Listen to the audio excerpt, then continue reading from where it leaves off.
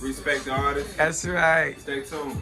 This a beat by Meals, for real. Listen. Living every day like a special occasion. I never can be late, it's a special occasion.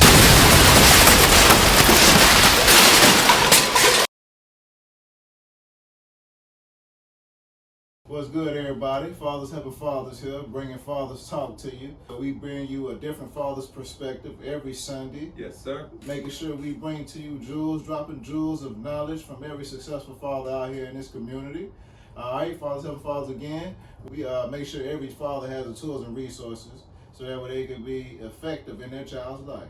All right, we got our brother here, Respect the Artist. Yes, sir. Coming on today. What's up, What's good with you, man? All right, yes, sir. So tell us a little bit about yourself, man. Man, I'm from Montgomery, Alabama, man. Home of the Civil Rights Movement. It's probably where, MLK had his dream, you know what I'm saying? Because he stayed right down the street, Yes, sir. Man, I definitely appreciate y'all having me, man, on the Father's Talk, man. I've been pretty much a musician all my life, man. I guess I came out the womb spitting rhymes. Know what I'm saying? Started writing poems around 12 years old. After that, it became more serious. And I'm still going, man. Still going. That's what's up. Yes, sir. Bring you to here today. You got your shoes, got your clothing line. Yeah, man. I rap clothing, man. I rap clothing. International rhythm and poetry. If you don't know what rap means, it means rhythm and poetry. Yes, sir. Hey, big shout out to what you got going on. You know, that's a big motivation to all the fathers out here, because that ain't nothing easy to do, if you get what I'm saying. Yeah, so, I definitely overstand, bro. Yeah, just to even get the motivation to even figure out how to take that first step. A lot of people, you get what I'm saying? So big ups to you and what you do to provide as a father. Appreciate that, bro. Yes, all right, yeah. Now, we at Fathers Helping Fathers, we like to ask each father a set of questions. Right. Now, before we begin with those questions, we like to tell you what the definition of a father is for us. Okay. And we do that by breaking down the word father in acronyms. So each letter has a definition. Gotcha. All right, so that first one, F, stands for fearless. Okay. All right, A, accessible. T, triumphant. All right, H, hero. E, effective. R, resolute. S, sincere. So that encompasses, what the definition of a father is for us. That's heavy, man. That's deep, man. Yeah, like I said, hey, a group came up with it. So you get what I'm saying? It was a group of passionate fathers. We care about our, just like you here today, sharing that knowledge. So, yes, sir. Yeah, that's why it's so deep. Yeah, man. Yes, man, that's amazing, man. Yeah. That y'all was able, usually it's so hard to get people on the same track at the same time. So the fact that y'all was able to come up with that, man, is phenomenal in itself, and it says a lot about each and every one of you guys, as a father. So definitely salute that, man. Thank you, man. Appreciate it. Now, since we shared our definition of a father with you, why don't you share your definition of what a father is for you? Shoot, man. I mean, that's you set the bar pretty high with that one, man. So you can talk it. It's hard to follow up, man. But you're doing it now. Man, my definition is of a father would be just somebody who works, cultivate, and protect. Those are the three rules of the kingdom. 3 rules that the Creator set in place. So, I stick with that, man. And in my words, you have to be able to provide. To be able to protect. You have to be able to protect to be able to provide. So, but we all go through our hardships, especially as Black fathers. You know what I'm saying? So, I just want to say it's a little harder path. You know what I'm saying, for us as Black fathers than the norm, because we have other hurdles that we have to hop over before we can even learn how to provide and protect our children and our family. I get exactly what you're saying. What I'm saying? So yeah, because a lot of people don't even know where to begin, how to provide or protect. They just out here, figuring out on their own, or seeing it on TV, or just listening to what's being told around them. Right. You get what I'm saying? And then listen to what's on the radio or on TV, and they end up getting killed or in jail.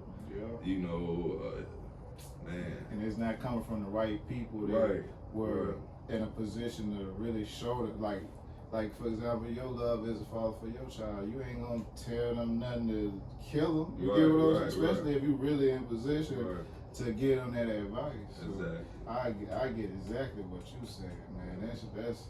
That's big, right? We can talk about that all day. Right. You know what I'm saying? Right. Exactly. Yeah, man. Thank you for that. I mean, but when you say cultivate, so what do you mean by cultivate? Man, what I mean by cultivate is it's an array of things. Building, you know what I'm saying? You said building. Yeah, building mentally though. Okay, you know like what I'm building. saying? Okay, you know, I mean, we could like when you building mentally with each other, we're able to take from each other, you know, what I call everybody safe. Everybody has a safe in their mind, so you know you can acquire that when you talk to a person for more than a few minutes. You pretty much know what they got going on, and they pretty much know what you got going on.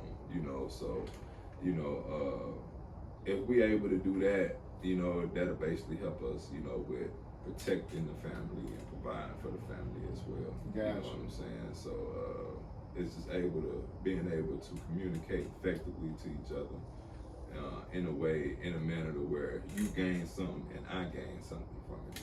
You know what I'm saying? But of course, everybody has their own definitions. You know what I'm saying? Different words. We're in a country where one word means 4 different things. You know what I'm saying? Bad is good and good is bad. You know? You know. Yeah, but the biggest thing we got from you is provide, cultivate, and protect. Yes, sir. Yes, sir. And providing, it pretty much covers all that. Right, like you said, you got the means to provide, you can protect. Right. You can do whatever you do to cultivate. So I get exactly what you're saying with that. Right. Thank you for that one. Yes, sir. All right. So my next question to you. Now, what made you step into that role of a father, based upon your definition? Man, it was an incident. Sexual incident. hey, that's real though. It happens like that sometimes. Yeah. It happens like that. Just being honest. Yeah, They go back to the other stuff you were talking about. We don't necessarily plan on our side. You know, I don't know one black family.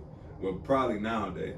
But when I was growing up, I didn't know one family that was my skin tone darker that planned to have children. It was always sprung upon us to, you know, have these responsibilities. And, you know, it's crazy because you can plan to have kids around 40. Like, you know, they actually strategically plan. You know what I'm saying? Like, I want to get married around 35, and I say by 36, I'm gonna have my first kid because I'll be done with my career. You know what I'm saying? I'll be where I need to be and set and settle. And, you know, but it's a catch-22 to that also, because here's the thing. Since I had my son and my daughter when I was in my 20s, early 20s, I'm able to grow with them. You know what I'm saying? So they see a little part of me that I didn't know that I had in me growing with me. You know, so we're each growing with each other, and I'm able to force them or not push them to a different level, because I can still run around with them. I can still play catch and throw with them and stuff like that to keep up with them a little bit better. You know, not saying that it's okay to go out here and have kids when you 15, 16, 17, 18, 19, 20. Not saying that, but just saying, you know, it's better if you're able to play with them and, you know, interact with them in those ways, and not just exactly.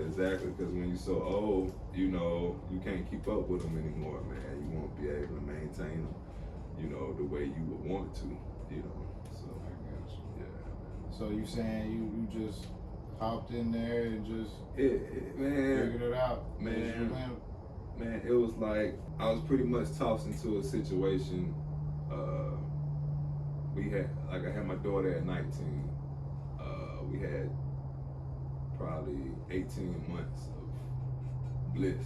You know what I'm saying? It's a great New period. Baby, Yeah. Spending, got money and everything. Yeah, splurging on her and all that, man. You know, me and her mom's in a great place and everything. And then her mom got sick and she didn't have one healthy kidney. So, you know, going from basically day to night, you know, that's just basically how the switch was with, you know, the life. So that made me grow up a little faster, you know, than I would have planned myself. Of course, I still had a lot more growing to do that I didn't know about, but back then it was a little different, you know, comparing death to bills. Bills to death is totally, you know what I'm saying? It's two totally different spectrums. You got people that's worried about paying their light bills, and you got people that's worried about if they're gonna wake up in the morning. You know what I'm saying? Different grind. Yeah. Different mentality behind the grind. Different efforts. Yeah, you can't understand how good it feels to be healthy until you've been sick.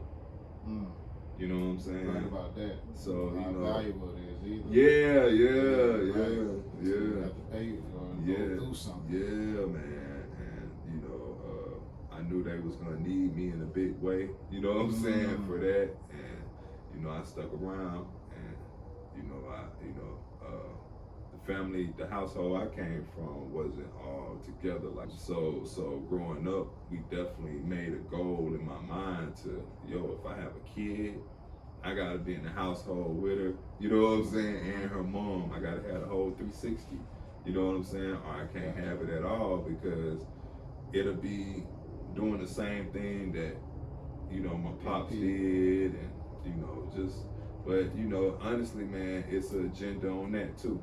It's an agenda on splitting the household. Understood. You know, Exactly. we all, like, if you a black man in general and lived in America, I mean, if you come from America, like from a slave background, you've been subject to certain things. Exactly. I'm sorry. I mean, it's just hands down, no kidding, because you don't have the same type of backup. You get it? And I'm not even gonna say that. It's just. Well, like, you know, just history. Everybody know our history. You know, but people, like, they know it, but I think it's ignored a lot more today because they want to throw a rug on it. So it's like, you jump out in your nice car and you get out and they pull up in their Toyota Camry, beat up, you know what I'm saying? They'll get out and turn around and hit the alarm on you. Look at you, like, dead in your face. You know what I'm saying? You're like, yo, I just jumped out of the Ferrari, or I just jumped out of the Benz. I could do it too, you know what I'm saying? So it's just little stuff like that. The enemy, you know, little, comes in all shapes. Yeah, little things like that is what most people won't get. You know what I'm saying? It's not always being called a nigga or just, you know what I'm saying, flat out racism to where somebody's verbally being racist to you. You know what I'm saying? It's little things that's built into this system to mess with us as black men throughout our day, throughout our years. You know what I'm saying? So, because you had kids and you saw that the mother of your kids was sick, and that's all your kids had. You get what and you knew from your background, like, you had to step it up. So that's some real stuff. As a father here in America, really trying to, you know, do what's right and come out on top, and you believe in the higher being, the higher power. You know, I know you do. Yeah, we can talk about this all day. Hey, you already know. Well, all right, now my last and final question for you. Okay. All right, I asked you, what's your definition of a father? I asked you what made you become a father, what made you step into that role. Now, I'm gonna ask you my final question. What's your goal as a father? The goal is basically leaving a legacy. Man, the goal is leaving a legacy that they can understand and they can grow from. You know, and by growing from, I mean, like, not, for instance, if I'm successful in one thing, they don't have to continue what I have, you know, or what I define as success to me. Like, success would be something different to them that makes them happy. You know what I'm saying? And make them want to get up and help somebody else every single day. That could be something to them. You know what I'm saying? Like, of course, my goal is to make sure they're taken care of, but the way they're really taken care of, if I'm giving them the opportunity to be creative, is to be their authentic selves. You know what I'm saying? Gotcha. And that's how they're able to add to the world. Like we got a million people acting the same exact way because of how the school systems are set up. It's not set up for people to be creative and individuals. It's set up for people to be the same individual. You know what I'm saying? You're right about that. So to have your own authentic flavor nowadays and be original is one huge hurdle. Like money, it's probably harder than making money. You know what I'm saying? Making money would be easier, or getting wealthy, rich would be easier than having your own flavor, your own originality. Because a lot of people bid off for other people to get in their positions they're in now. Yeah, you know what I'm saying? Where they're at. It's very few that comes with something that we couldn't conceive in our minds.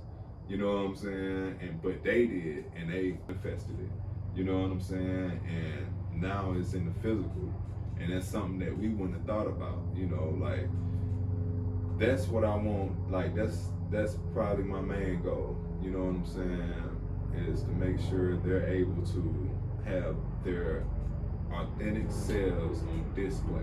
You know what I'm saying? Gotcha. Because if you have your authentic self on display, you're gonna create the path that you want. You know what I'm saying? And our need, you know, and you know, it's like this older guy told me one time, strong men create weak men. And the gist behind that is explain that. Hear that. The strong men, you know, they have so many things going on. Let's just say they're successful in business, or have money, or have certain situations to where that child can eat from, and that child get comfortable. You know what I'm saying? Get super comfortable and get dependent on this. You know, so that makes that child weak over time. Now they don't lose it in the first generation. I think he said like 4 or 5. By the 5th generation, it starts all the way over again, and then you got this weak man creating a strong man, because the strong man didn't have nothing to start from. So he had to do the extra stuff, extracurricular stuff, hustle, bustle, 3-4 jobs, whatever it may be, you know, to create something different for his generation and his family. So this strong man right here, I believe that us as strong men nowadays, we could create more, you know, strong individuals past that, but we have to challenge our kids to be their authentic selves. Gotcha. You feel what I'm saying? If we don't, we'll just basically be babying them for the rest of, you know, their life and the next generation life and the next Gotcha. And that's not always good. You know, sometimes it's good for you to stump your toe. It's good for you to fall, you know, so you can feel how it feels to get up. You know, it's good for you to lose so you can know what it feels like when you win it. Like a lot of people don't know they won because they never lost. You're right. Give it to somebody else. Right. Give them a percentage of what they have, and they would like love it for the rest of their life because all they did was lose. But this person that's been winning, all they did was win. As soon as they lose, you know, it's a wrap. They committing suicide because the only thing they did all their life was win. Make sure you're grateful, you know, for whatever, you know, you get. Nobody has to do anything for you. That's what I want to instill in them. You know what I'm saying? If somebody does something for you, that's not the kindness of their heart. Or, you know, just always being grateful. That's another goal of mine, you know. Other than that, man, I do want to leave an example, you know what I'm saying, of what to be, and, you know, but I don't want them to take so much from me that they forget about what's true to them.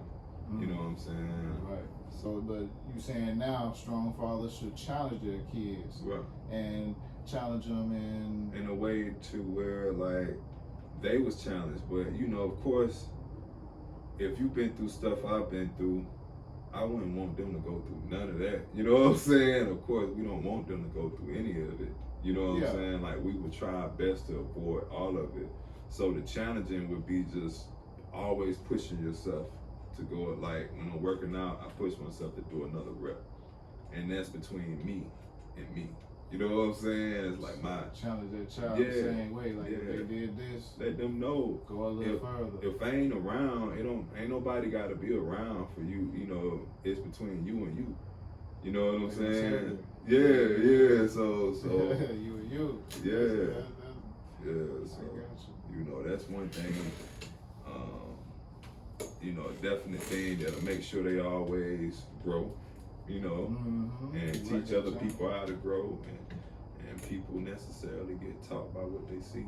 So if they see you practicing a certain thing, they'll do it, you know, for them. Gotcha. Man, I'm feeling that coat too, that jacket fire, man. Appreciate it, man. Appreciate it, man. I like that rhythm and poetry. Man, you can go to irapclothing.com, man, and grab the Maritime. Maritime is basically a way to communicate, you know, in the seas or whatever. So when you get your yacht, you know what I'm saying, you gotta rock it. Yeah. You gotta rock the Maritime. You spoke that into the business. Yes, sir. Yes, sir. I'm feeling that. Sir. For real. Yeah. Fathers helping fathers, y'all. Hey, y'all heard it here. We out here making a difference. For real. Yep. I'll let y'all. Occasion. Special occasion. This a beat by Meals, for real. Listen. Living every day like a special occasion. I never can be late, it's a special